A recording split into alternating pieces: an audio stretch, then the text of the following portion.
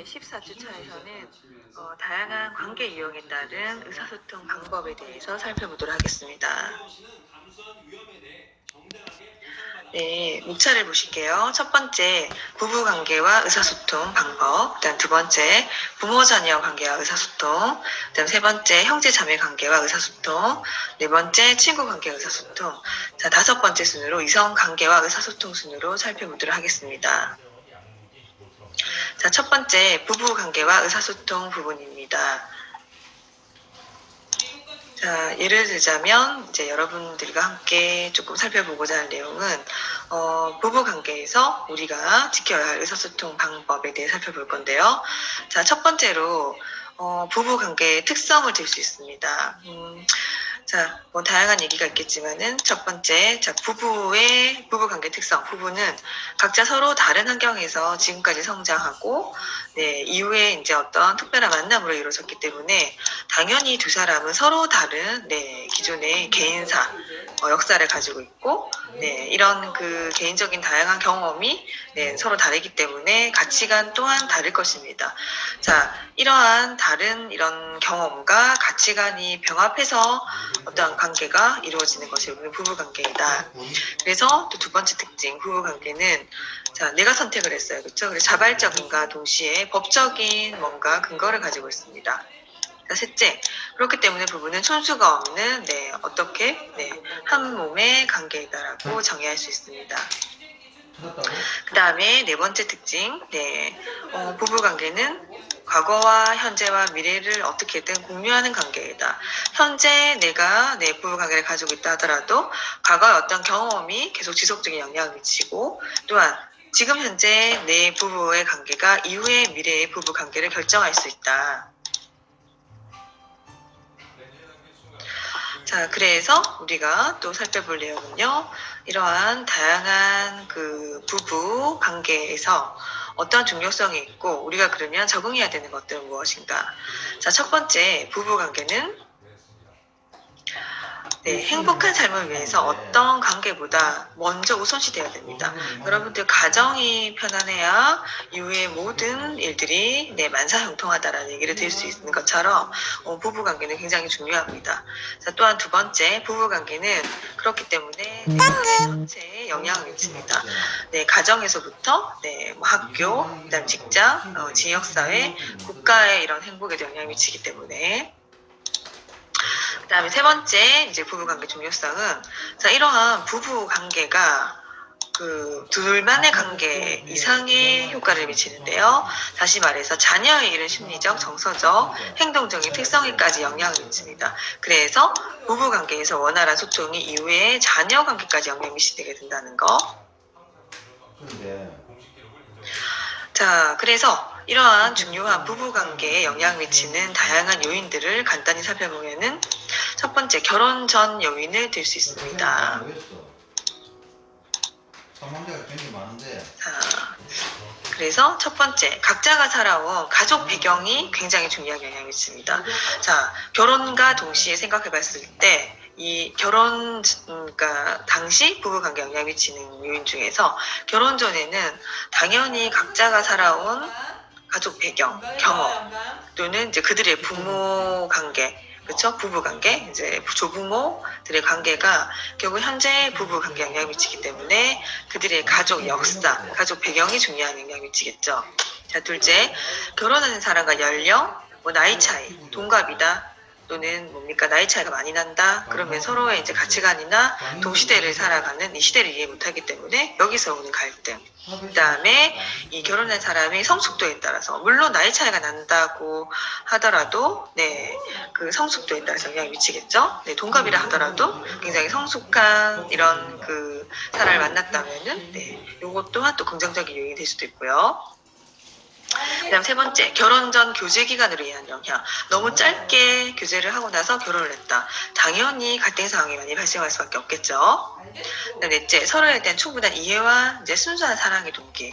뭔가 조건부 사랑이라든지 어떤 조건에 의한 이런 그 결혼이 된다면은 이것 또한 부부관계에 영향을 미칠 수 있고, 그 다음에 네, 뭐 기간은 짧지만 서로에 대한 충분한 이해를 또는 그들이 가지고 있는 이제 장단점을 파악한 상태에서 결혼했다면은 또 원활한 부부 관계를 할 수 있습니다.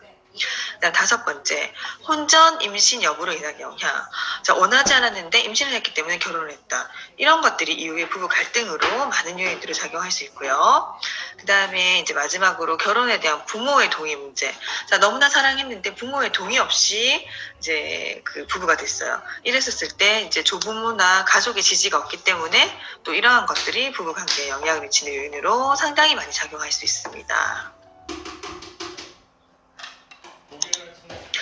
자, 2번째, 이제 부부관계에 영향을 미치는 요인으로는요, 결혼 후 요인이 될 수 있습니다. 자, 그래서 첫 번째. 자, 이러한 이제 부부의 태도와 관련된 것으로 부부 중 한 사람이 굉장히 일반적으로 지배적, 경쟁적, 굉장히 이제 비하하는 태도, 늘 부정적인 태도를 보이면은 이 사람들은, 네, 이혼할 가능성이 상당히 높겠죠. 자, 그래서 굉장히 권위적이고, 지배적이고, 뭐 앞에서도 나왔던 것처럼 네, 결혼 이후에 이 그 부부에서 한쪽의 일방적인 네, 주도권으로 네, 부부 생활이 지속된다면은 당연히 이혼율이 높게 될 수밖에 없다. 자, 그다음 2번째, 부부 간의 이런 관심사나 네, 또 흥미가 같은지 이거에 따라 다르죠. 그래서 여러분들이 이제 보통 사람을 만났을 때 취미라든지 네, 흥미, 그다음에 이제 TV 프로그램 가지고도 부부 생활에서 많이 싸운다는 얘기를 하죠. 그렇기 때문에 뭔가 유사한 것들을 많이 찾고 공통분모를 조금 찾아가는 것 또한 이제 부부 관계를 원활하게 하는 방법 중에 하나이다라고 설명할 수 있습니다. 그 다음에 3번째는 안정적인 이런 친인척 관계. 자, 여러 가지 갈등 상황에서 보면은 친인척 관계 때문에 오는 것들이 또 상당히 많을 수 있습니다. 특히 이제 그들의 부모라든지 또는 이런 그 친인척, 네, 이런 그 가족 관계가 또 나의 부부 생활에 영향을 줄 수도 있고요. 그 다음에 4번째로는 경제적인 요소가 최근에는 또 가장 큰 요소로 작용할 수 있는데, 어쨌든 이런 경제적인 요소를 비교적 안정되고 적절한 수입이 제공된다면은 부부 간의 갈등이 상당히 줄더라, 성공적인 가정생활을 이어질 확률이 높더라라는 보고가 연구 결과에도 나오고 있습니다. 그 다음에 이제 마지막으로 이러한 네, 종교 활동에 참여하는 이런 부부가 성공적인 결혼 생활을 하는 것으로 알려져 있다. 자, 종교가 다른 상황에서 네, 결혼을 했다 그러면은 그 네, 남편의 또는 부인의 이런 종교관을 또는 종교 생활을 이해하지 못하기 때문에 여러 가지 갈등 상황들을 이제 보일 수 있는데, 종교 활동이 함께 같이 교회를 다닌다든지 절에 다닌다든지 하는 부부는 훨씬 더 성공적인 네, 결혼 생활을 하게 될 확률이 높더라라는 것이 일반적인 상식입니다. 자, 그러면 이제 저희가 이제 의사소통에서 살펴볼 내용, 가장 중요한 핵심적인 내용은 부부 간의 의사소통에 장애가 되는 요인을 우리는 네, 살펴볼 필요가 있겠죠. 자, 그래서 이제 부부 간의 이런 그 여러 가지 의사소통 장애 요인 중에서 첫 번째, 부부 간의 문화적인 차이가 있을 수 있습니다. 그래서 여러분들 왜 우리가 이제 다문화 가족들 살펴봤었을 때, 네, 이제 국가가 다른 경우 또는 문화적인 뭐 시골 사람과 도시 사람, 그다음에 그거 기타 등등 외에도 이제 가족의 문화가 굉장히 상대적으로 개방적인 이런 가정에서 자란 친구, 그다음에 굉장히 보수적인 집단에서 자라왔던 이런 사람들 간의 문화적인 격차가 발생하기 때문에 이것은 의사소통에서 상당히 장애 요인으로 작용할 수 있다. 그 다음 2번째는 남녀에 대한 사회적인 이런 그 사회문화적인 기대가 상당히 다르기 때문에, 자, 남자가 그러면 안 돼, 또는 여자기 때문에 네, 뭐 사회활동에서 또는 가정생활에서 주도권을 쥐면 안 돼라는 이런 성 역할에 대한 고정관념, 네, 이것은 하루아침에 형성되는 것이 아니라 굉장히 상당히 어렸을 때부터 그 가정 환경 분위기 속에서 성 역할이 고정화, 그다음에 이런 성 역할에 대한 이 인식이 네, 확고화 이렇게 되기 때문에 이런 성 역할에 대한 학습에 있어서도 남녀는 상당히 차이가 크죠. 네, 그렇기 때문에 이제 이들이 속한 이제 가정 환경, 문화권, 이런 사회적인 기대에 따라서도 상당히 차이가 날 수 있습니다. 그 다음에 이제 3번째 의사소통 장애 요인으로는요, 간접적인 의사소통은 이제 의도하는 바를 확실하게 표현하지 않고 암시만을 보내는 네, 뭔가 메시지가 담겨있기 때문에 진정한 의미의 참뜻을 파악하기 힘듭니다. 그렇기 때문에 그냥 기분 나쁜 말투, 그 다음에 이제 반어법, 그 다음에 간접적인, 직접적으로 내 의사를 표현하지 않는 이런 의사소통 방법은 당연히 부부간의 갈등 요인으로 작용할 수밖에 없습니다.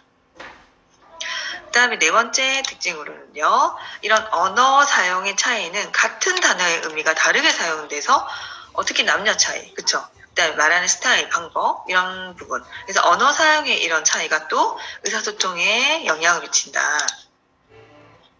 그 다음에 마지막으로 또 장애 요인은요. 지나친 일반화나 불확실한 가정이 의사소통을 곤란하게 합니다. 그래서 미리 추측하거나 또는 예측하거나 이런 것들이 이제 부부 사이의 의사소통의 갈등 상하, 오해를 불러일으킬 수 있기 때문에 뭐 다른 집에서 그랬어. 이렇게 사용하는 언어를 사용하거나 뭐 이런 유의 생각을 가진 사람들은 이럴 것이야. 뭐 해서 뭐 이런 얘기도 하잖아요. 뭐 지나치게 부정적인 드라마나 영화를 많이 보는 사람들은 그런 선입견, 편견을 가지기 때문에 우리 남편도 그럴 수 있을 것이라고 늘 부부간의 갈등을 유발한다 그러죠. 그래서 지나친 일반화 또는 이제 불확실한 여러분들의 부정적인 추측 이런 가정이 부부간의 의사소통을 방해할 수 있다. 자, 그 다음에 여섯 번째 이제 장애 요인으로는 이제 선택적인 인지는 경직된 태도로서 다른 사람의 행동을 받아들일 때 일어납니다. 그래서 취사 선택 A 아니면 B, 굉장히 극단적인 사고를 하거나 이런 선택적인 인지는 우리가 경직된 태도로 보아지기 때문에 결코 바람직한 의사소통 방법이 아니죠. 그렇죠? 이러한 태도를 버리시고 좀 더 이해하는 융통성 있는 생각을 가지고 의사소통을 해야 된다는 거죠. 그 다음에 이제 일곱 번째 보시면 모순적인 이런 의사소통 한 사람에 의해서 내용이 다른 두 가지 이상의 메시지가 보내지거나 또는 언어적인 메시지 또는 이제 비언어적인 메시지, 몸짓, 눈짓, 표정 포함되죠? 이런 비언어적인 메시지가 서로 다를 때 발생합니다. 특히나 여자분들이 많이 그러는데요. 말과 표정이 다를 때 말은 yes, 난 여보 그렇게 할게요 하는데 표정이나 이런 것들이 굉장히 상당히 이런 부정적인 메시지가 들어있다면은 남편 되는 분은 이 사람이 yes를 한 거야? 아닌 거야? 뭔가 불만이 있는 거야? 뭐 이렇게 이 사람의 이런 언어적인 메시지와 비언어적인 메시지에서의 차이를 상당히 곤란해 느끼고 의사소통을 제대로 할 수 없습니다. 그래서 이런 것들에 대해서 조금 더 우리가 주의를 기울여야 할 필요가 있겠죠. 그 다음에 여덟 번째 장애 요인으로는 혼자 말하는 독백은 자신만이 상대방에게 말하고 상대방에게는 자신의 이런 생각이나 감정을 나타낼 수 있는 기회를 주지 않기 때문에 결코 혼자 말하는 독백은 좋은 방법이 아닙니다. 자신이 생각하는 것을 타인이 쉽게 알아줄 거라고 착각을 해서는 안 되겠죠. 그래서 혼자만 궁시렁궁시렁 거리는 사람들 있죠. 특히나 부부관계에서. 그래서 내가 어떠한 생각이나 눈에 판단이 있다 그러면은 나는 이렇게 생각해라고 해서 메시지를 정확하게 보낼 필요가 있습니다. 자, 그 다음에 이제 아홉 번째 의사소통 장애 요인으로는요. 이런 방어적인 의사소통은 일반적으로 다른 사람으로부터 이제 위협을 느낄 때 취한 행동인데요. 뭔가 대화를 시도하려고 하는데 지금은 준비가 안 돼 있어. 며칠 동안 혼자만의 시간을 가질게. 이렇게 굉장히 방어적인 의사소통 또는 일방적인 자기 생각만 전달하고 타인의 말을 들으려고 하지 않는 방어적인 의사소통은 상당히 부부간의 의사소통을 방해하는 요인이 됩니다. 자, 그러면 저희가 이제 집중적으로 살펴볼 내용은요, 부부 간에 성공적으로 소통하기 위해서는 어떻게 해야 되는지. 자, 여러분, 이제 댓글 과제에서도 이 부분을 제가 낼 건데, 이렇게 성공적으로 소통하기 위해서는 일단 긍정적인 마음을 가지고, 부정적인 걸로 어떤 남편이나 또는 이런 아내의 꼬투리를 잡는 것이 아니라 말꼬리를 물고 넘어지는 것이 아니라 긍정적인 마음으로 저 사람이 화가 났으니까 저런 표현을 하는구나. 내가 받아들이겠다. 내가 좀 대화를 시도를 해서 이 문제를 해결하겠다라고 하는 긍정적인 마음의 태도가 의사소통에서 가장 중요하고 기반이 되어야 되는 것 같습니다. 자, 두 번째, 일단 존중한다 그러면 소통이 안 될 게 없죠. 상호 간에, 부부 간에 존중하는 태도, 이런 마음, 이런 표현을 해라 라는 거죠. 그 다음에 세 번째, 자, 내 혼자만의 기준 잣대를 가지고 판단하고 말을 하지 말고 공통의 어떠한 준거 틀을 가져라 해서 자 남편과 나의 일치점, 기준점을 찾아서 어떠한 의사소통의 준거 틀을 마련하는 거 상당히 중요한 메시지죠. 자, 그 다음에 상대방의 말을 잘 듣기만 하더라도 그쵸? 이 사람이 공감하고 내 생각이나 내 말을 이해하고 있구나라고 해서 네 처음에는 화가 나서 대화가 시작됐다면은 잘 들어만 준다 하더라도 목소리라든지 이 대화의 이해 수준 또는 내 화합의 이런 메시지로 우리는 갈 수 있습니다. 그래서 경청이 상당히 중요합니다. 그래서 중간에 말을 끊는다든지 또는 내 말만 주장한다든지 하지 마시고 네, 부부 관계에서도 경청하는 태도를 가질 필요가 있습니다. 그 다음에 5번째로는 예, 메시지의 의미를 확인합니다. 내 혼자 짐작 추측하지 말라고 했죠. 그래서 여보 내가 생각하는 거는 이건데 당신이 말했던 의미가 이거 맞나요? 중간중간에 이 메시지의 의미를 확인을 하고 그 다음 얘기가 돼야지 네, 갈등을 해결할 수 있습니다. 자, 그 다음에 네, 공감의 중요성. 우리가 의사소통 시간에 늘 강조했고 배웠던 내용인데요. 부부간의 의사소통 역시도 공감하고 적극적으로 이제 이해했어. 뭐 끄덕이는 이런 제스처를 포함해서 공감하면은 네, 원활한 이제 말하지 못할 내용. 그 다음에 이제 이런 부정적인 감정이 해소되는 것 중에서 가장 중요한 의사소통 방법이 공감하라입니다. 자, 물론 이제 이런 그 맞장구, 언어적인 맞장구도 포함되지만 공감은 눈빛, 비언어적인 상호작용도 상당히 중요한 영향을 미치죠. 그래서 문자로 주거나 전화보다는 직접 만나서 공감을 표현을 하는 의사소통이 훨씬 더 부부간의 대화에서 효과적일 것입니다. 자, 그 다음에 7번째로는 네, 상대방의 감정을 알고 있다는 것을 알려라. 네가 되게 많이 속상하겠다. 공감의 표현을, 상대방의 감정 표현을 내가 직접 읽어주는 것만으로도 읽기. 네, 상당히 의사소통에 도움이 됩니다. 당신 지금 이제, 지금 상태가 너무너무 힘들구나. 속상하겠구나. 자, 그런데 내 감정은 이래라고 해서 일단 상대방의 감정을 먼저 알고 있다는 것을 상대방에게 알려야, 네, 이제 이야기가 시작된다는 거죠. 그 다음에 8번째. 자, 어떻게 보면 의사소통에서 가장 중요한데요. 자신의 의견을 분명하게 말해야 됩니다. 특히 아내분들이 남성분들에게 하는 흔히 실수는 내가, 네, 단어만 얘기했잖아.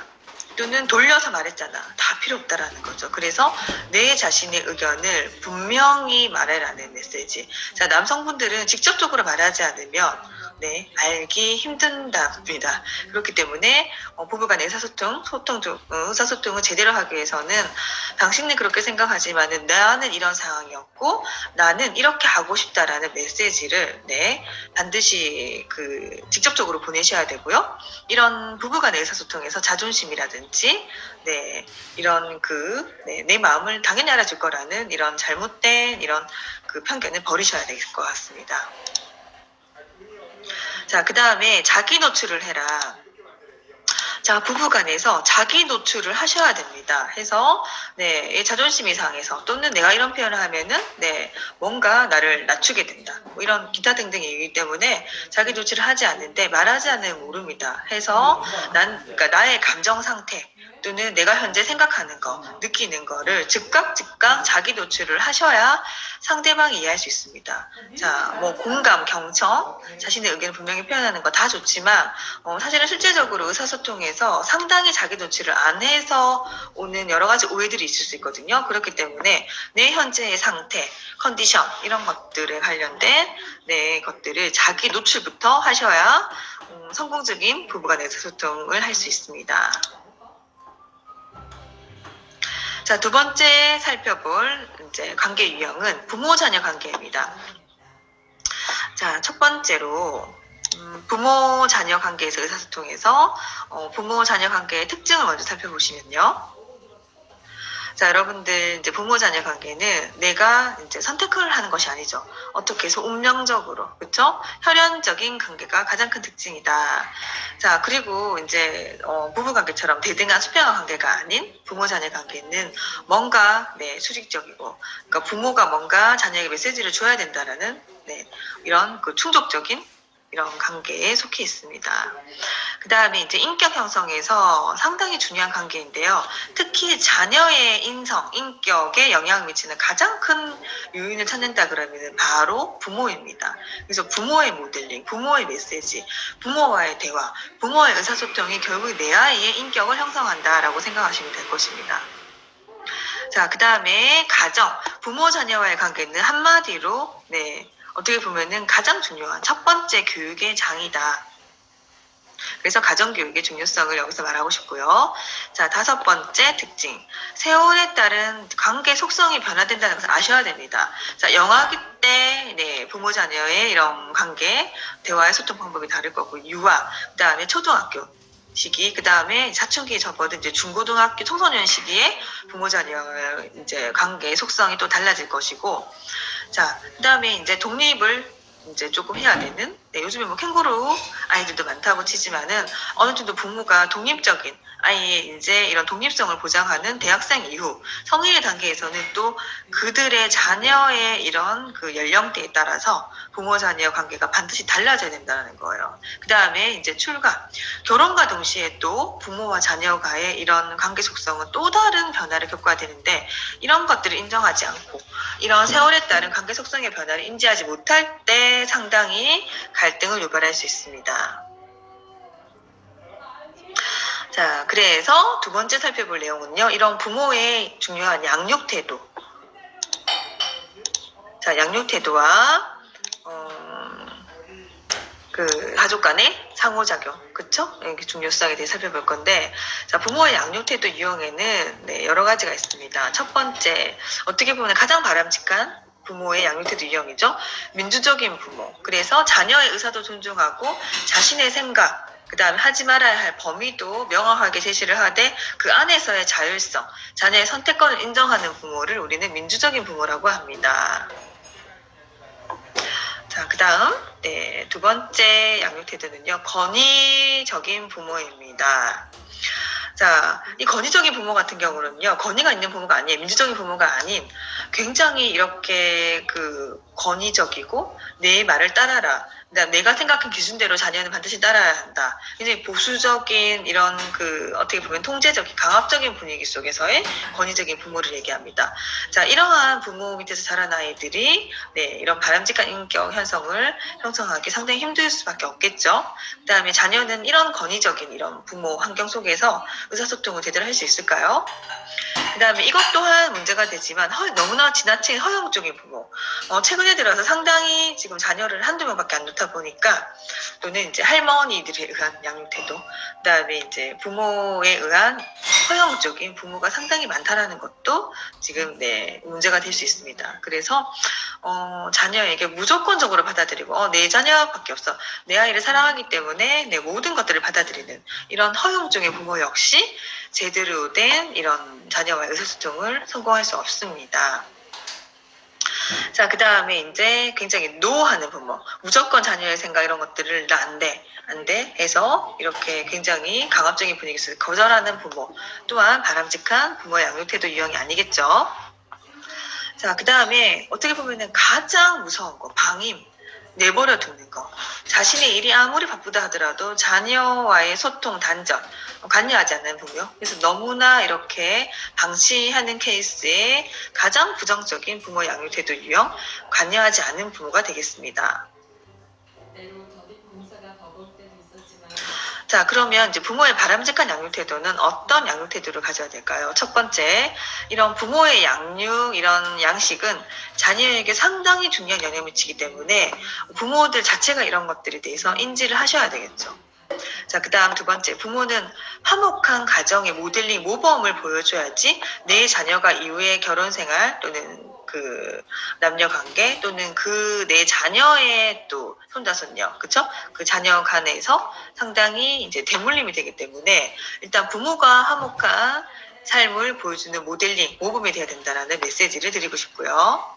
그다음 셋째, 애정적인 분위기를 조성해야 됩니다. 그래서 뭐 애정을 표현한다든지 긍정적인 부부 간의 이런 대화, 그다음에 이제 웃음소리, 화합, 긍정적인 이런 대화 장면, 의사소통을 긍정적으로 하는 이런 모습들을 보여서 자녀로 하여금 우리 부모의 이성적인 분위기를 조성을 해야 이 자녀는 또 그러한 부모와 긍정적인 의사소통을 할 수 있겠죠. 그다음에 네 번째로는 자녀에 대한 이런 부모의 지도는 그쵸? 양육 방법, 양육 태도는 일관성이 있으셔야 됩니다. 자, 내 기분에 따라서 어떤 어머님들이 이제 굉장히 많은데 특히나 산후우울증이라든지 우울증에 걸린 부모의 경우 감정 기복이 굉장히 왔다 갔다 하죠. 그래서 내가 우울한 상태에서는 뭐 다 하지 말라고 네가 알아서 했다가 갑자기 내가 예민해지고 극도의 불안감이 막 몰려오면은 자녀에게 이건 왜 그랬고 이건 하면 안 돼 라고 막 통제가 들어간다든지 가장 바람직하지 않은 이런 양육 태도 그다음 양육의 이런 부모의 지도는 바로 비일관성입니다. 이런 속에서 자란 아이들은요 상당히 불안감을 느끼고 부모의 눈치를 보게 되죠. 그렇기 때문에 자녀에 대한 이런 부모의 지도는 일관성이 있으셔야 됩니다.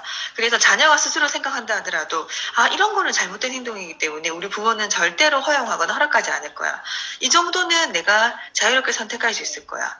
뭐라는 것들에 대한 이거 자녀가 나름대로 로드맵을 그릴 수 있도록 부모의 일관성 있는 양육 태도를 가지셔야 합니다.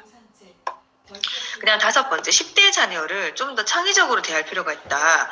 자, 10대 자녀가 반항을 하고 사춘기에 이런 특징을 보인다 하더라도 우리는 상당히 자녀의 이런 생각의 변화 이런 것들을 인정해주고 그렇게 할 수 있겠네. 네가 한번 생각해보자. 네 스스로 문제를 한번 해결해볼까? 엄마는 이렇게 생각하는데 같이 한번 해결해보자. 네가 생각하는 다양한 안들을 한번 더 찾아보자. 라는 식으로 창의적으로 의사소통 하셔야 됩니다.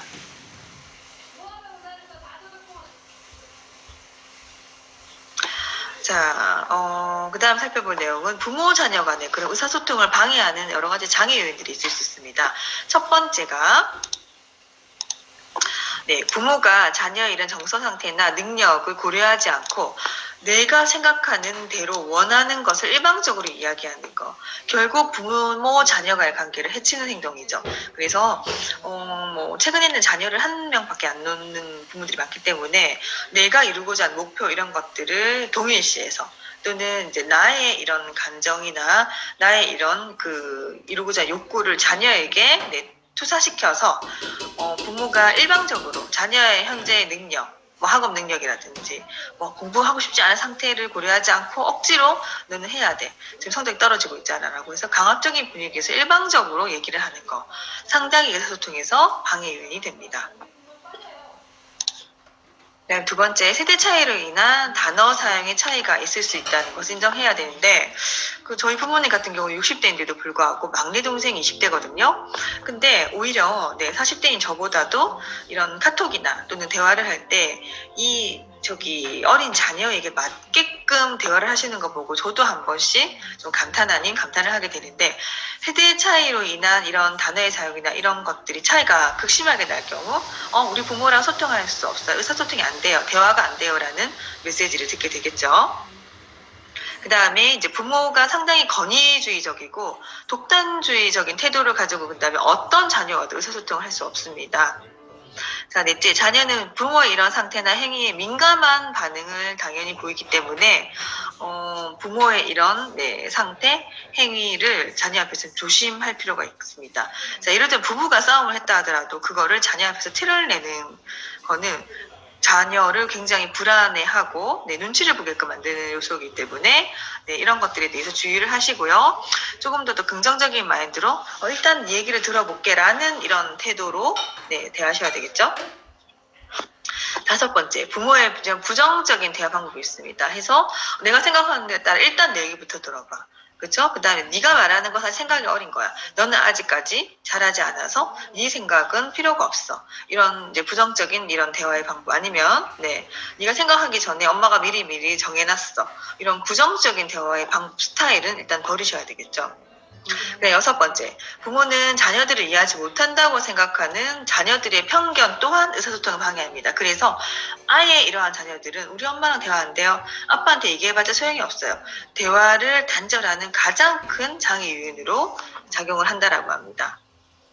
그 다음에 7번째는 자녀의 이런 자아 긍정성이 결여됐었을 때, 자존감이 낮은 아이들, 자아 개념이 굉장히 부정적인 아이들 같은 경우는 부모와의 이런 갈등도 많고 이런 의사소통에서 상당히 이러한 자녀의 컨디션이 장애 요인으로 작용할 수밖에 없겠죠.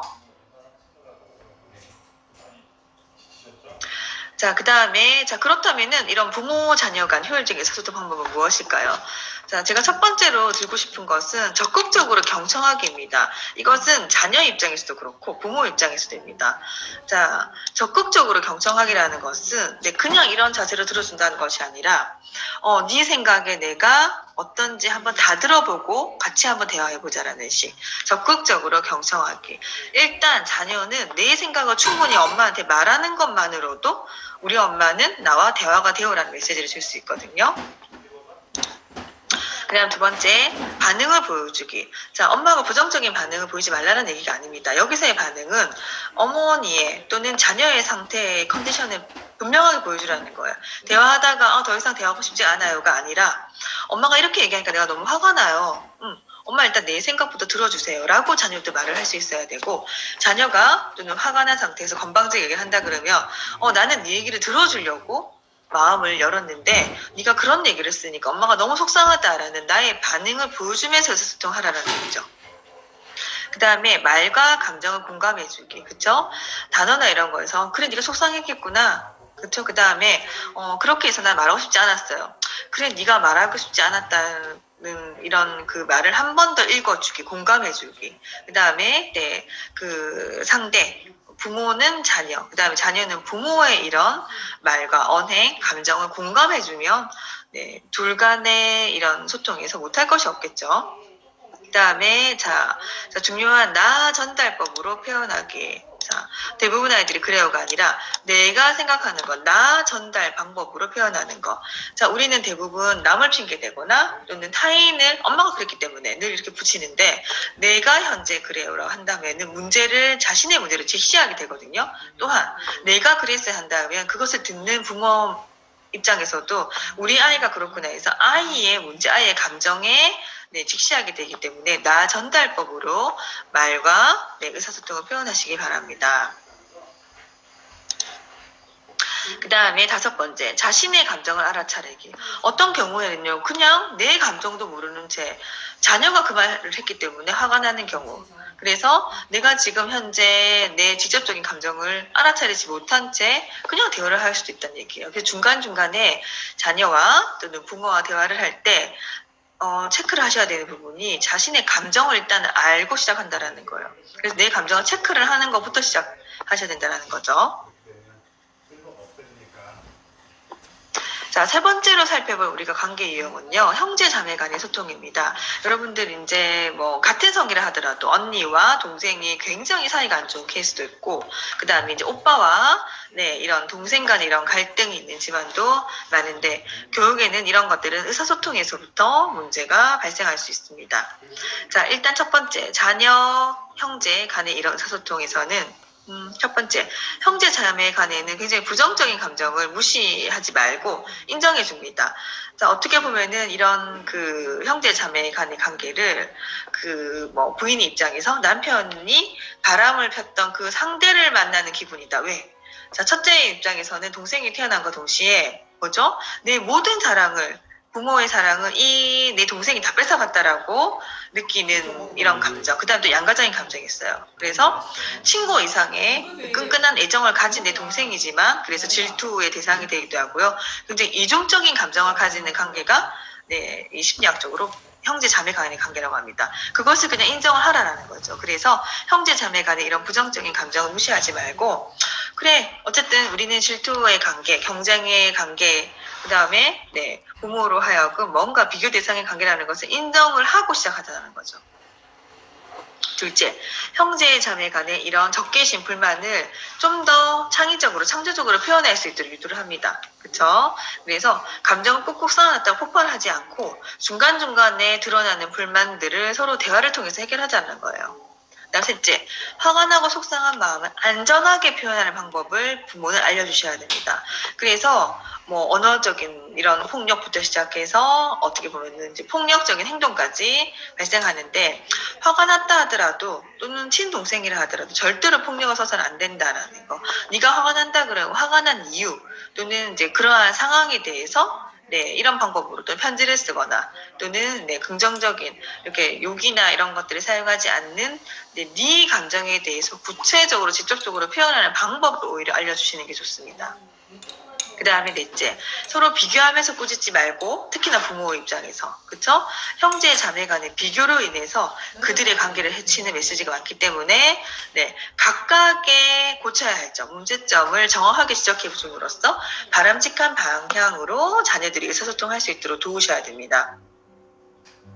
자, 그 다음에 다섯째, 칭찬을 할 때도, 그쵸? 동생이 있는 앞에서 언니를 극단적으로 칭찬한다든지, 비교하면서 하는 칭찬은 바람직하지 않습니다. 해서, 각각이 잘하는 장점은, 너는 이런 점에서, 봤었을 때 괜찮은 것 같아. 너는 이런 걸 할 수 있어서, 상당히 엄마가 기분이 좋구나. 이런 식으로 칭찬을 좀 구체화시켜서 하셔야지, 누구보다, 또는 동생보다 잘한다. 뭐 이런 표현을 하면서 칭찬은 바람직하지 않습니다. 그 다음에 여섯 번째, 이런 성장한 그 형제 자매 간에는 양보하고 배려하는 의사소통이 이루어지는데, 예를 들자면 이런 거예요. 언니니까 무조건 양보해. 동생이니까 언니가 하도록 네가 양보해야 돼. 라는 표현보다는 조금 더 스스로 배려할 수 있죠. 그럼 어떻게 하면 될까? 언니가 저걸 하고 싶다는데? 라고 해서 동생이 스스로 생각해서 말할 수 있도록, 언니 입장에서도 무조건 동생에게 양보하기보다는 동생이 하고 싶다는데 네가 생각하는 대로 한번 결정해보자, 이렇게 의사소통을 본인이 선택해서 책임을 질 수 있는 방향으로 한다면은 형제 자매 간의 갈등이 일어나지 않을 수 있습니다. 그래서 이때 부모와의 갈등을 함부로 표현하지 않는 것 또한 중요한 메시지가 되겠습니다. 자, 그 다음에 네 번째 살펴볼 관계예요. 친구 관계 의사소통입니다. 여러분들 이제 친구는 제2의 인생의 동반자라 할 만큼 친구는 인생을 살아가면 상당히 중요한 의미를 가지는 대상이 됩니다. 그래서 이런 친구의 정의는 사전적인 의미로는 오래도록 친하게 사귀어온 사람으로 정의할 수 있는데, 이러한 친구와 나누는 정다운 애정을 우정이라고 표현하고요. 우정은 연인에게서 느끼는 낭만적인 사랑이나 가족에서 느끼는 이런 가족애와는 구분이 되지만 반드시 인간이 살아가면서 필요한 이런 감정이 우리는 우정이라고 볼 수 있습니다. 자, 그래서 1985년에 데이비스와 토드라는 학자는 우정과 사랑에 관련된 가설적인 모델을 개발했는데요. 그는 기본적으로 친구 관계는 두 사람이 서로 호혜적인 관계로 기쁨을 또 나눌 수 있고, 받아들임, 대화의 상대에서 수용, 그 다음에 서로 믿어주는 거, 그 다음에 존중하는 관계, 상호 지원, 지지하는 관계, 신뢰를 쌓는 관계, 서로 이해하는 관계, 그 다음에 내가 선택할 수 있죠. 그래서 자발적인 요소가 포함된다라고 정의하고 있습니다. 자, 그래서 친구의 이런 다양한 특성을 살펴보도록 할 건데요. 첫 번째, 대등한 위치의 이런 대등관계입니다. 친구는 앞에서 말했던 이런 그 부모 자녀 관계 또는 뭐 형제 자매 관계가 또 다른, 뭔가 내가 나이 차이가 나는 사람을 친구를 한다 하더라도 대등한 A와 B의 인간관계를 생각하셔야 되겠죠. 둘째, 어떻게 보면 내가 선택하고 내가 좋아하는 사람과 우정을 쌓는 선택권이 있는 부분이기 때문에 가장 순수한 인간 지향적인 관계가 되겠습니다. 그 다음 세 번째, 사람과의 관계 중에서 어떻게 보면은 상당히 자유롭고 편안한 관계가 바로 친구 관계가 될 수 있고요. 그 다음에 네 번째, 자, 친구 관계는 여러 측면에서 나랑 비슷한 점이 많아요. 유사점을 지닌 사람들의 공통 분모가 친구가 될 가능성이 많기 때문에 서로 공유할 삶의 영역의 범위가 상당히 넓습니다. 그래서 예를 들자면은 뭐 남자친구들은 술 친구, 그 다음에 여자친구들 밥 친구, 그 다음에 뭐 초등학생 학생들이 보면은 화장실 가는 친구, 밥을 같이 먹는 친구, 이렇게, 또는 취미가 같은 친구, 그다음 운동을 같이 하는 친구라고 할 정도로 내 삶을 공유할 수 있는 영역이 상당히 넓을 수 있습니다. 그 다음 다섯 번째, 어떻게든 이런 친구 관계의 특성은 구속력이 적기 때문에 싸우거나 이런 뭐 의사소통에서 실패 이런 걸로 인해서 금방 해체되기 쉬운 관계입니다. 이런 법적인 이런 절차에 이런 구속력이 없기 때문이겠죠.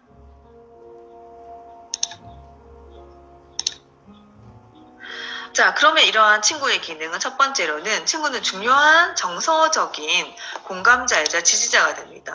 그래서 우리가 남편이나 시댁용을 볼 만큼 절친과는 정서적인 교감자이자 내 인생을 지지하는 지지자가 될 수 있습니다. 그래서 친구는 상당히 중요한 의미가 있겠죠. 자, 그 다음 두 번째 특징. 자, 자기 자신과 자기의 삶을 평가하는 중요한 비교 증거가 됩니다. 그래서 우리는 비교를 하지 않고 싶지만은 내 친구는 이렇게 생각하고 내 친구는 이러한 삶을 사는데 나는 왜 그래? 비교의 증거가 되는 것 또한 친구의 기능이 되겠고, 셋째, 친구 관계는 가치관, 인생관, 종교관이 같을 때 서로의 생각과 체험을 나누고 공유하게 될 가능성이 상당히 높습니다. 넷째, 자, 친구는 안정된 소속감을 제공합니다. 그래서 직장 동료 또는 어떠한 커뮤니티에서의 이런 관계, 그 다음에 내가 운동을 할 때 이런 그 모임, 동아리 안에서 만났던 이런 친구들 같은 경우는 그 동아리에 친구가 있기 때문에 결속력, 소속감을 또 느낄 수 있게끔 되겠죠. 자, 다섯째, 친구는 삶에 현실적인 도움을 줍니다. 그래서 친구와 어떻게 보면 가장 많은 의사소통을 할 수밖에 없기 때문에 이러한 친구의 기능을 우리는 한번 숙지를 하실 필요가 있겠고, 자, 이런 친구 관계 유형은 우정의 강도는 첫 번째, 우정은 친구 관계에서 경험하는 정서적인 만족에 비례합니다. 내가 정서적인 그 우정 같은 경우 친구에서 경험하는 정서적인 만족이 높을수록 우정은 단단하겠죠. 둘째, 우정은 친구 관계 투자하는 아무래도 오래된 그렇죠? 물리적으로 심리학적인 양에 비례합니다. 또는 자, 물리적으로 많은 시간을 보낸 친구일수록 우정이 높을 수밖에 없고요. 어떤 친구는 짧게 만났는데 심리적으로 교감이나 공감이 굉장히 많이 되는 거예요. 그 짧은 시간 안에 굉장히 질적으로 친해졌어요. 이런 경우 또한 높은 우정의 질을 표현할 수 있겠죠. 그다음 셋째, 우정은 친구를 위해서 미래에 투자할 수 있는 최대한의 양에 비례한다. 그쵸? 시간이나 뭔가 내가 같이 운동을 하고 식사를 하고 이런 미래에 대한 투자를 할 수 있는 양이 많을수록 우정은 질적으로 높아질 수 있죠. 그 다음 넷째, 우정의 강도는 친구 관계의 지속 시간이라든지 만남의 빈도로 평가될 수 있습니다. 그렇죠? 가장 친한 친구 리스트를 뽑았을 때 오래된 친구 또는 최근에 자주 만나는 친구가 될 가능성이 높습니다. 자, 이러한 친구 관계 형성 요인은요, 아리스토텔레스가 얘기를 한 바 친구 관계 형성 요인을 여러 가지로 분류하고 있는데, 쾌락적인 친구, 그러니까 뭐 술 친구, 밥 친구처럼 또는 이제 운동 친구, 놀이 친구, 쾌락적인 친구의 범위로 나눌 수 있고요. 그다음에 호용적인 친구, 그래서 뭔가 쓸모 있는, 그렇죠? 내가 뭐 도움이 되는 친구. 그다음에 인격적인, 내가 뭔가 정서적인 교감을 할 수 있는 인격적인 친구의 부류로 나눌 수 있다고 합니다. 자, 그 다음에 이제 이러한 친구 관계의 기능은요, 친구 관계는 그 기능에 따라서 연합적이냐, 그쵸? 이제, 또는, 이렇게, 그러니까 어떠한 조직 시스템에서 이미 이렇게 엮여져 있는 관계냐, 수혜적인 거, 뭔가 난 도움을 주는 주고받는 관계인가, 그 다음에 상호적인, 그쵸? 이렇게 끈끈한 이런 관계인가로 구분해 볼 수 있습니다. 자, 제3의 관계 또한 우리는 생각하지 않을 수 없는데, 여기서 보시면 이제 오프라인 상에서 발생할 수 있는 모든 사람 사이의 관계를 우리는 이제 인터넷 공간에서 가지고 소셜 네트워크, 최근에 이제 4차 산업혁명이다 해서 여러 가지 이제 그 사회 구조적인 변화가 일어나고 있는데, 이제 소셜 네트워크 서비스, 그 다음에 소셜 네트워크 이런 사이트, 이런 것들을 줄여서 SNS라고 하죠. 그래서 SNS를 통해서 일어나는 이런 서비스 사용자들 간에 맺어지는 관계. 자, 사이트 내에 공통된 목적을 가진 사람들끼리 만나는 인맥 또한 우리는 친구 관계의 범위에 최근 트렌드에 따르면 넣으셔야 된다는 거죠. 뭐, 그 중고마켓, 당근마켓 같은 경우에서 지속적으로 얼굴은 보지 않았지만 내 물건을 사고 주고받는 대화를 많이 하는 관계. 그 다음에 어떤 채팅창에서 만나게 된 친구. 그 다음에 이메일을 주고받는 외국의 친구, 이런 모든 범주들이 바로 이 제3의 관계인 SNS 친구 관계가 될 수 있습니다.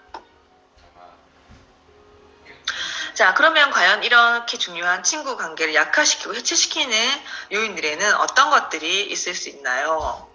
자, 첫 번째로는, 접촉과 관심이 감소하면, 자, 아무리 친하고 우정이 높았던 친구를 하더라도, 어떠한, 다툼이나 이런 걸로 인해서 접촉이나 관심의 빈도가 낮다고 한다면은, 해체 약화될 가능성이 있겠고, 두 번째, 자, 대화를 시도하고 여러 가지 이제 내 마음을 표현했는데 갈등 해결을 실패했을 때 다시 만나게 될 확률이 상당히 낮게 되겠죠? 그다음에 세 번째, 친구에 대한 이제 실망, 내 험담을 하는 얘기를 들었어요. 또는 내가 생각했던 이런 가치관에서 그 친구가 내 가치관과 맞지 않아요. 라는 실망. 그다음에 친구에 대한 이런 그 부정적인 메시지를 지속적으로 들었었을 때, 다양한 요인에 의해서 친구에 대해 실망을 했었을 때, 당연히 친구 관계가 약화되고 해체될 가능성이 높겠죠. 자, 그 다음에 투자와 보상의 불균형. 자, 이런 경우가 있습니다. 나는 지속적으로 밥을 여러 번 사고 이 친구를 좋아해서 시간적인 거, 에너지, 친구 속상할 때 얘기를 다 들어주고 이런 시간, 돈, 에너지를 내가 쏟았는데 내가 한 거에 비해서 친구는 10분의 1도 영향이 미치지 않아요. 또는 매번 밥을 얻어먹는 거 당연하게 생각해요. 나는 내가 이 친구가 필요할 때마다 다 찾아갔는데 내가 필요할 땐 오지 않았어요. 라는 이런 투자와 보상에서의 불균형으로 친구 관계가 해체될 수 있습니다. 그 다음에 이해관계가 대립될 때, 그쵸. 뭐, 요런 당연한 얘기인데, 뭔가 내가 주고받는 관계에서 이해관계가 대립될 때, 내 가치관과 친구의 가치관이 대립될 때, 그 다음에 내가 하고자 하는 방향과 친구가 하고자 하는 방향이 맞지 않을 때, 이 다양한 이해관계의 대립으로 인해서 친구 관계가 약화, 해체될 수 있습니다. 자, 그러면 우리가 어떻게 친구 관계를 시킬 수 있는지, 친구 발전 과정을 살펴보시면 삼각관계 형성기, 그 다음에 홀로 인식기, 그 다음에 성역할을 이제 뭐 노리기, 그 다음에 변덕스러운 이제 행동기, 교육에서는 단짝 친구 되기, 이렇게 진정한 우정을 쌓는 단계에서도 이렇게 다양한 많은 이런 다양한 갈등 상황이 됐었을 때 이 단계가 지났을 때 비로소 단짝 친구를 만들 수 있다는 거 참고하시고요. 자, 그 다음에 친구 관계에 발전할 수 있는 원리는 일단 자기를 오픈하셔야 됩니다. 자기 개방. 그래서 우리가 비밀을 공유하면서 친해진다라는 얘기 아시죠? 자기 개방이 필요하고요. 그 다음 두 번째, 이런 언어로 감정 표현을 하기. 자, 뭐 마음으로 알아주겠지. 눈빛으로 내 마음을 알겠지. 안 됩니다. 해서 의사소통이 여기서 중요한 메시지를 주는데 언어로 내 감정을 솔직하게 표현하기. 그 다음에 사랑과 우정의 기교를 좀 배워서 표현하기. 그쵸? 사랑과 우정도 이런 스킬이 있다고 합니다. 그래서 이러한 스킬들을 배워서 표현을 하실 필요가 있습니다. 그래서 친한 친구를 보면은 뭐 이렇게 팔짱 끼고 한다든지, 그쵸? 스킨십 한다든지, 손을 잡는다든지 이런 것들이 다 하나의 우정의 표현 기법이 되겠습니다. 내가 상대방에게 언제나 빈 공간을 남겨두기. 자, 친구라 하더라도 어느 정도의 갭은 남겨둔다는 거예요. 그래서 친구에게 너무 개입되거나 너무 밀착돼서 모든 것들을 공유할 필요는 없다라는 거죠. 그 다음에 체험을 공유할 수 있는 다양한 활동을 찾기. 취미나 운동이나 뭐 같이 이렇게 그 좋아하는 이제 음식점을 방문한다든지 뭐 이런 리스트. 그 다음에 같이 여행 갈 수 있는 리스트. 이런 다양한 친구와 함께 할 수 있는 공간, 체험을 할 수 있는 이런 활동들을 찾는 것도 친구 관계를 발전시킬 수 있는 상당히 중요한 요소가 되겠습니다. 그다음 현실적인 도움을 교환하기, 그쵸? 뭐 내 얘기를 들어주는 거, 그다음 필요할 때 물건을 빌려주는 거, 그다음에 남자친구와의 갈등 상황을 해결해 주는 거, 여러 가지 현실적인 도움을 교환할 수 있겠죠. 그다음에 내가 알고 있는 정보를 뭐 제공해주기, 공유하기. 그 다음에 서로에 대한 믿음을 갖기. 어떻게 보면은 친구 관계에서 가장 중요한 건 믿음입니다. 그래서 서로에 대한, 다른 사람이 험담했다 하더라도 그 친구는 그러지 않을 거야. 자, 믿어주는 친구에게는 못 줄 것이 없죠. 그래서 친구 관계의 발전의 원리에 상당히 중요한 것은 서로에 대한 믿음 갖기입니다. 자, 그 다음에 마지막으로 살펴볼 것은 이제 이성관계 의사소통인데요. 여러분들이 지금 한참 이제 대학생 시절에서 사랑을 빼놓고는 그쵸? 네, 행복한 삶을 살 수 없다라고 할 만큼 여러분들 나이의 사랑의 의미는 상당히 중요한 메시지가 될 것인데, 자, 이건 제가 정의한 것이 아니라 국어사전에서 사랑을 누군가를 애틋하게 그리워하고 열렬히 좋아하는 마음으로 정의하고 있고, 또는 아끼고 위하며 따뜻한 인정을 베푸는 일 또는 그러한 마음이라고 정의할 수 있습니다. 우리는 국어사전이지만은 이 국어사전의 의미를 통해서 사랑의 의미를 다시 한번 다질 필요가 있고요. 자, 그래서 여기 교재에서 설명을 한 바 사랑이란 수동적인 감정이 아닌 뭔가 나의 또는 상대방의 이런 희생이 전제가 되어야 되고 헌신이 밑바탕 되어야 됩니다.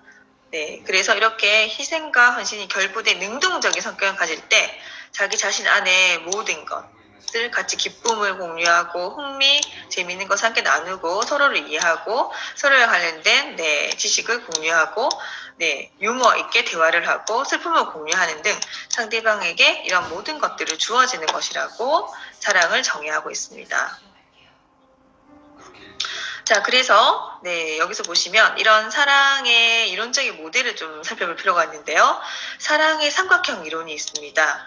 자, 그래서 이 세 가지가 만나져야 되는데 스텐버그가 말하는 사랑의 세 가지 구성 요소를 살펴보면은 첫 번째가 친밀감. 사랑을 하는데 일단은 친밀감이 전제돼야 되겠죠.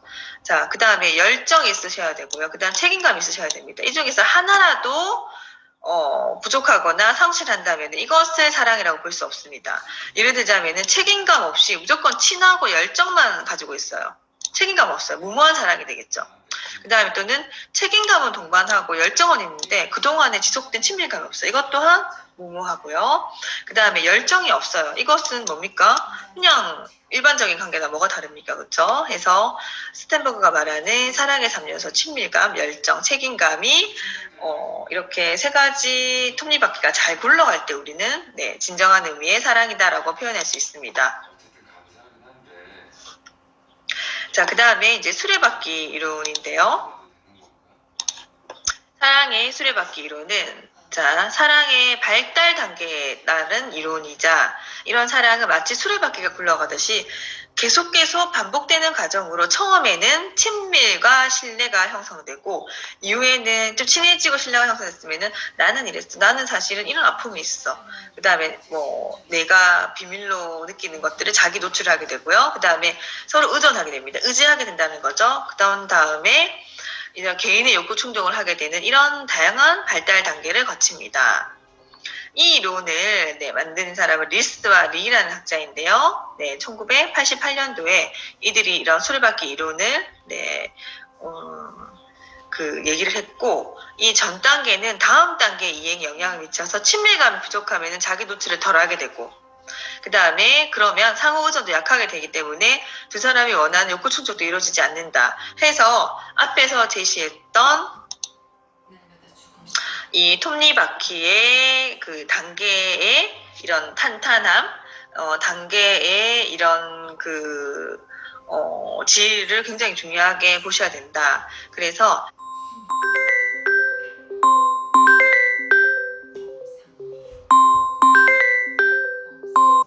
친밀과 신뢰가 많을수록 자기 노출이 많이 되고 자기 노출이 탄탄할수록 뭡니까? 상호 의존력도 높아지고 상호 의존력이 영향을 미쳐서 결국에는 개인의 욕구 충족이 되는 이런 사랑의 탄탄한 발달 단계를 거치게 된다라는 것이 바로 사랑의 수레바퀴 이론입니다. 자, 그 다음에 이제 사랑의 유형을 여러 가지로 나눠볼 수 있는데요. 첫 번째, 리가 말했던 분류 유형입니다. 자, 1차 유형 같은 경우는 낭만적인 사랑과 유의적인 사랑, 그 다음에 우회적인 사랑으로 나눌 수 있습니다. 그래서 우리 낭만적인 사랑, 에로스라고 하고, 유의적인 사랑은 뭡니까? 그냥 이렇게 유의를 탐닉하는 사랑, 우회적인 사랑, 이렇게 나눌 수 있죠. 자, 그 다음 2차 유형으로는요. 소유적인 사랑과 논리적인 사랑, 그다음 이타적인 사랑으로 나눌 수 있습니다. 자, 그래서 2차적인 유형을 보시면은 뭔가 남녀가 되셨을 때 넌 내 거라는 소유적인 사랑으로 나눌 수 있는가 하면 논리적으로 뭔가 서로의 필요나 이런 관계 때문에 이렇게 사랑을 맺는 거, 이타적인 사랑, 그쵸? 해서 아가페적인 사랑, 해서 타인을 온전히 사랑하는 이타적인 사랑 이렇게 나눌 수 있죠. 자, 그래서 이런 리의 분류 유형에 따르면 리의 사랑의 유형을 이렇게 그림으로 나눌 수 있습니다. 그래서 아가페적인 사랑, 에로스적인 사랑, 그 다음에 스트로게적인 사랑, 그 다음에 이제 프레그마, 그다음에 말했던 것처럼 이제 루두스, 그다음에 이제 매니아, 뭐 이런 식으로 해서 과연 내가 지금 현재 하고 있는 사랑이 어떤 유형에 속하는지도 한번 분석해 볼 필요가 있겠습니다. 자, 그 다음에 이제 라스웰이나 이제 랍슨즈가 또 사랑을 다르게 또 분류를 했는데요. 자, 이들은 1, 2차 분류인 6가지 유형에 하나 더 성적인 사랑을 더 추가했습니다. 이제 요거는 최근에 조금 이제 사랑이 약간 변질되거나 사랑에서 이제 필수 요소로서 성적인 부분을 더해서 이들이 이렇게 분류를 하고 있습니다. 그 다음에 스텐버그의 분류 유형은 좀 기억하실 필요가 있는데요. 스텐버그의 이런 3가지 사랑 요소를 조합을 해서 사랑의 유형을 나누고 있습니다. 자, 그래서 이상적이긴 하지만 우리는 어쨌든 완전한 그쵸 사랑을 추구를 해야 되겠죠. 그래서 사랑의 3요소 친밀감, 열정, 책임감이 이제 온전한 상태, 완전한 사랑을 추구를 해야 됩니다. 자, 그래서 보시면 좋아한 것만 있는, 친밀한 것만 있는 사랑은 우리는 그냥 단지 좋아하는 관계야. 사랑이라고 말할 수 없어. 그 다음에 친밀감과 열정이 있다 그러면 낭만적인 사랑이구나. 그쵸? 그 다음에 친밀감과 책임감이 있다 그러면 우회적인 사랑이다. 그 다음에 예를 들어 열정만 있는 사람, 굉장히 도취된 사랑으로 분류할 수 있고요. 그 다음에 여기다 열정이랑 책임감이 있으면서 그쵸? 친밀감이 없다 그러면 얼빠진 사랑이다. 그 다음에 책임감이 있다 그러면 굉장히 공허한 사랑이다라고 볼 수 있죠. 그래서 스텐버그가 말하기를 온전한 사랑을 들려 그러면은 사랑의 3요소 친밀감, 열정, 책임감 있으셔야 합니다.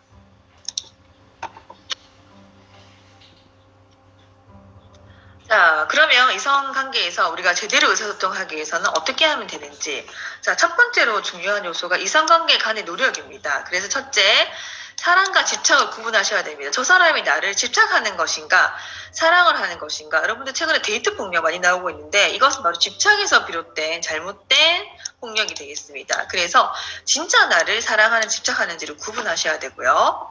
그 다음에 동정과 사랑을 혼동해서는 안 됩니다. 그냥 저 사람을 잘해주고 싶어요. 왠지 나 없으면 안 될 것 같아라는 그 동정입니다. 이 동정과 사랑을 구분하셔야 되고요. 너무 낭만적인 사랑을 기대하지 않으셔야 됩니다. 이것은 이상적일 수밖에 없죠.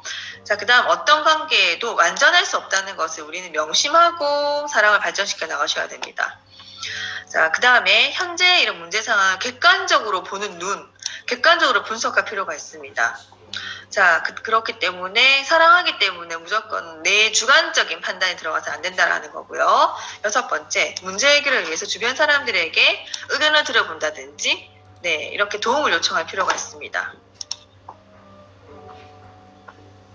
자, 그 다음에 이성관계에서 다양한 과제가 있을 수 있는데 첫 번째, 과민하게 된다. 그 다음에 감정의 동요가 심해진다.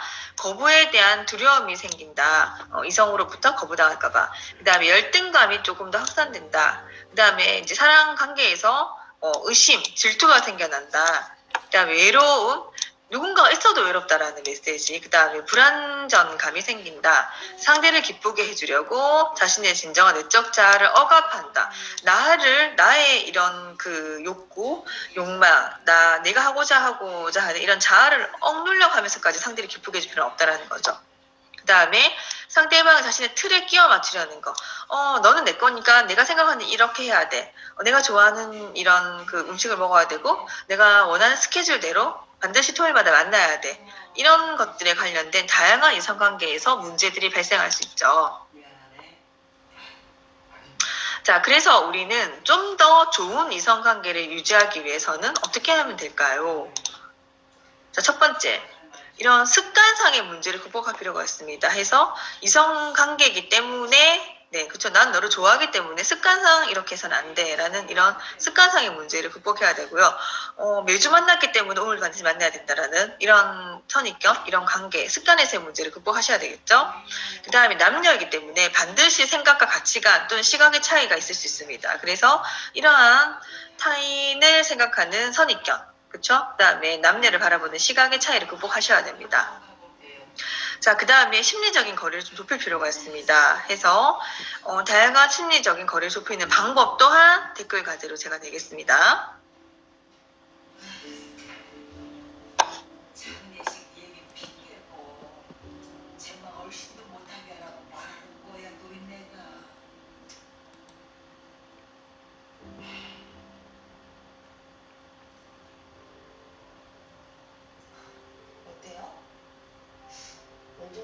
낮은 것 같지 않아요?